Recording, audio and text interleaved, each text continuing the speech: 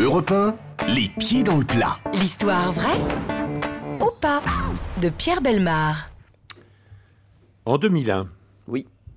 6 Anglais fortunés décident de s'offrir le dîner du siècle dans l'un des meilleurs restaurants du Périgord. Grands amateurs de vin prestigieux, nos gourmands entament la soirée par la dégustation d'une bouteille de Pomerol, un Pétrus de 1945, qui leur est facturé la bagatelle de 18 000 €. 75 centilitres, je le rappelle. Travaillez, Pour qu'on fasse le rapport. Consommer avec modération. Alors. travaillez toujours chez Nicolas, vous. Ah oui. Les papilles revigoraient, la langue bien déliée, ils se contentent pour accompagner viandes et volailles d'un modeste cru à 15 000 €.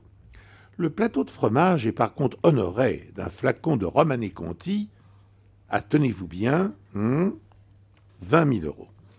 Pour terminer leur repas, nos œnologues dispendieux se délectent ensuite d'un château Yquem dont le prix permettrait au commun des mortels d'acquérir une voiture. Parfaitement rassérénés, ils quittent la table délestée de 76 000 € pour faire bonne figure. Le restaurateur leur offre la nourriture, soit une modeste contribution de 3 000 €.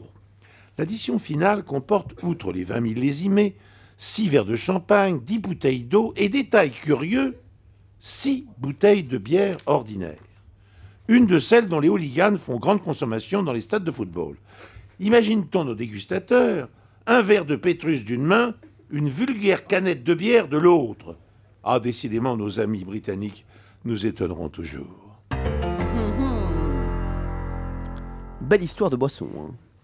Oui, À consommer avec modération. modération, Bien bien sûr, sûr. Hein. Alors, Laurent Guimier, est-ce qu'on y croit à cette histoire? À ce prix-là, de toute façon. Moi, non, mais je crois à ce dîner pharaonique, mais je ne crois pas à la bière. Donc, je ne crois pas à l'histoire. Vous pensez que Je- c'est Pierre je- Bellemare je qui a pense rajouté que la bière? Oui, je pense qu'il a rajouté la bière pour l'histoire. Il rajoute souvent la bière lors des dîners. je le connais.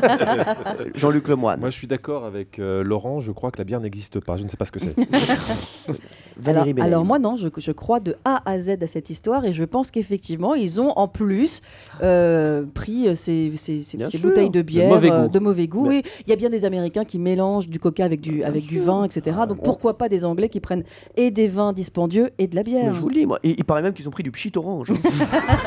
Moi, Pierre, est-ce que cette histoire était vraie?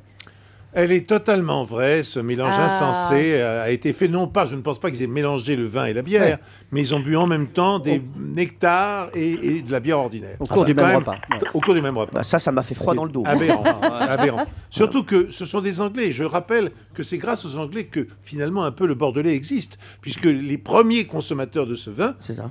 depuis sont le les Moyen-Âge, ce sont les Anglais. Exactement. Bien joué, Sonia.